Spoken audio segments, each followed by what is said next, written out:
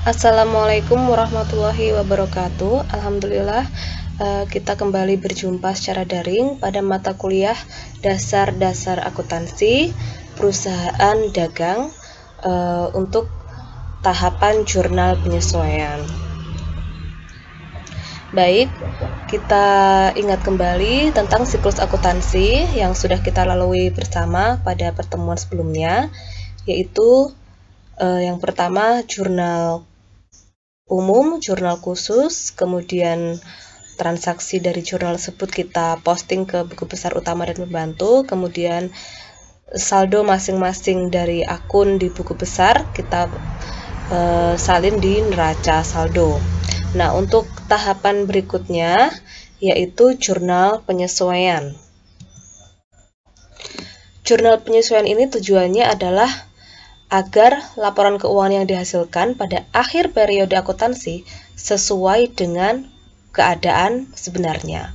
Karena pada akhir bulan itu kan pasti ada penyesuaian berupa beban-beban yang masih harus dibayar, seperti sewa dibayar di muka, kemudian beban perlengkapan, kemudian beban penyusutan, seperti itu. Jadi diperlukan jurnal penyesuaian. Nah, ini contoh-contoh akun yang perlu disesuaikan. Ada perlengkapan, ya, karena pada akhir periode pasti ada perlengkapan yang sudah dipakai. Nah, itu yang menjadi beban, yang pada saat transaksi di jurnal umum kan belum ada. Jadi pemakaian perlengkapan kita catat di jurnal penyesuaian. Kemudian beban dibayar di muka, contohnya seperti sewa yang sudah kita bayar di muka, kemudian kita pakai selama periode tertentu, misalnya 1 bulan itu. Kemudian pendapatan diterima di muka, beban yang akan dibayar itu misalnya gaji kan akhir periode kita akan membayar gaji. Kemudian ada pendapatan yang akan diterima, kayak misalnya pendapatan bunga, itu kan akhir bulan kita menerima pendapatan bunga. Kemudian penyusutan aktiva tetap seperti penyusutan peralatan, itu akhir bulan juga kita susutkan. Kemudian yang terakhir ada persediaan barang dagang. Nah, untuk perusahaan dagang itu pasti ada penyesuaian persediaan barang dagang, karena kan setiap akhir bulan atau akhir periode kita adakan stok opnam. Berapa sih jumlah barang yang terjual, berapa persediaan barang dagang di akhir itu. Nah, ini adalah contoh penyesuaian persediaan barang dagang. Sistem pencatatan persediaan barang dagang itu ada 2 cara, yaitu sistem perpetual dan sistem periodik.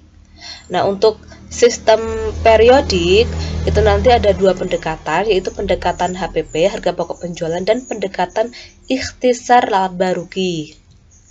Nah, ini untuk contoh jurnal penyesuaian persediaan barang dagang sistem perpetual. Di sistem perpetual, persediaan barang dagang pada neraca saldo itu sudah menunjukkan saldo akhir persediaan. Ya, karena apa? Karena setiap transaksi di jurnal umum kan selalu kita catat menggunakan akun persediaan barang dagang, sehingga di neraca saldo persediaan barang dagang sudah menunjukkan saldo akhirnya. Kemudian yang kedua, perusahaan melakukan stok opnam untuk membandingkan nilai persediaan akhir fisik dari hasil stok opnam dengan jumlah persediaan akhir di neraca saldo yang belum disesuaikan. Nah, jika terjadi perbedaan, nah itu bisa jadi karena pencurian, kerusakan, kesalahan karyawan, atau human error, maka perlu dibuat jurnal penyesuaian. Jadi fungsi jurnal penyesuaian untuk perpetual ini untuk pencocokan ya antara yang fisik dengan yang di neraca saldo. Kalau ternyata yang ada perbedaan, itu perlu dibuatkan jurnal penyesuaian. Nah, ini contohnya ya. Misal saldo persediaan barang dagang di neraca saldo itu 150 juta. Tapi pas dihitung secara fisik stok opnam itu 148 juta. Jadi ada selisih 2 juta. Nah, ini yang perlu disesuaikan. 2 juta ini bisa jadi karena ada human error atau pencurian. Nah, kemudian kita buat jurnal penyesuaian persediaan barang dagang, kita kredit atau kita kurangi 2 juta, kemudian debitnya adalah HPP, harga pokok penjualan. kemudian untuk sistem periodik ya. Tadi kan perpetual, yang ini periodik. Periodik itu ada dua, ada metode yang laba rugi, ada yang HPP. Nah, secara sistem periodik itu kan mencatat pembelian dan penjualan itu dengan akun pembelian atau penjualan ya. Maka persediaan barang dagang akhir tidak bisa kita ketahui.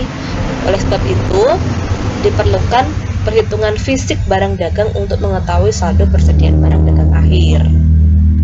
Nah, caranya dengan ikhtisar laba rugi dan atau dengan HPP. Nah, untuk ikhtisar laba rugi caranya adalah, nah misal di awal neraca saldonya kan ini, kemudian di akhir persediaan barang dagang tinggal ini, maka caranya kita buat jurnal penyelesaian seperti ini. Yang persediaan barang dagang akhir itu kita debitkan ya, kemudian kita kreditkan dengan ikhtisar laba rugi. Nah, yang awal kita hilangkan dengan cara mengkreditkan persediaan barang dagang, kemudian debitnya ikhtisar laba rugi. Ini penyesuaian dengan metode ikhtisar laba rugi. Nah, kemudian dengan pendekatan HPP. Untuk HPP ini ada, kalau HPP kan pasti ada akun pembelian, beban angkut pembelian, rata pembelian, dan potongan pembelian. Itu ya, itu juga dibalik nanti. Nah, ini contoh neraca saldo ya. Kemudian dari hasil pengecekan fisik persediaan barang dagang akhir itu tinggal ada 9 juta. Ini persediaan barang dagang akhir ada 9 juta. Ini ya, persediaan barang dagang akhir yang di awal itu kan 7,5, kemudian di akhir tuh 9 juta. Penyesuaiannya bagaimana?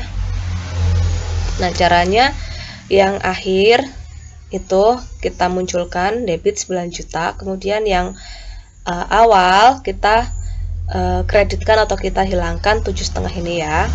Nah, kemudian lawannya adalah HPP. PBD akhir debit, HPP kredit sebesar 9 juta. Dan HPP pada persediaan barang dagang yang awal sebesar 7,5 juta.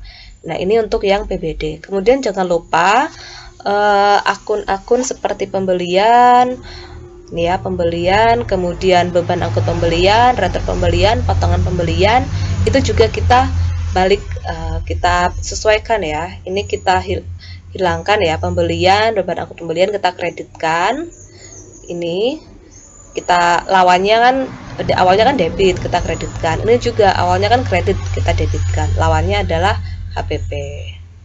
Tuh, pembelian, beban angkut pembelian ini, kemudian retur dan potongan pembelian yang ini. Nah, jadi perbedaannya begini. Kalau ikhtisar laba rugi kita hanya menyesuaikan persediaan barang dagang aja dengan ini akhir, yang PBD akhir tuh di debit, PBD yang awal itu dikreditkan dengan ikhtisar laba rugi ini. Tapi kalau dengan metode HPP lengkap, ada pembelian, beban angkut pembelian, retur pembelian, dan potongan pembelian juga kita sesuaikan dengan cara kita balik. Awalnya debit ya, kita kreditkan, ini kita debitkan. Nah, kemudian setelah kita membuat jurnal penyesuaian, jangan lupa untuk selalu memposting kembali ke buku besar. Nah, ini ya contohnya, ini kita posting ke buku besar, otomatis saldo di buku besar nanti untuk persediaan barang dagang 9 juta ini menunjukkan PBD akhir. Terima kasih. Nah, nanti dilanjutkan dengan latihan ya. Nah, ini adalah contoh yang sudah saya sampaikan pada pertemuan kemarin. Pertemuan kemarin teman-teman seharusnya itu menyelesaikan soal transaksi ini ya ke dalam jurnal penjualan, jurnal pembelian, jurnal kas masuk, jurnal kas keluar, dan jurnal umum.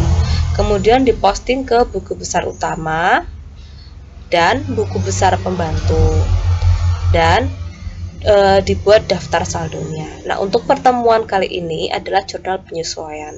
Jadi soalnya itu yang nomor 3 ya. Ini jurnal penyesuaian yang nomor 3. Ini ada 6 soal. Nah, nanti diselesaikan di sheet ini ya. Sudah saya buat jembatan keledai istilahnya ya, agar memudahkan teman-teman menyelesaikan soal. Kemudian jangan lupa hasilnya nanti teman-teman simpan dan submit ke pertemuan 12 ya. Di sini pertemuan 12 submit tugas ini.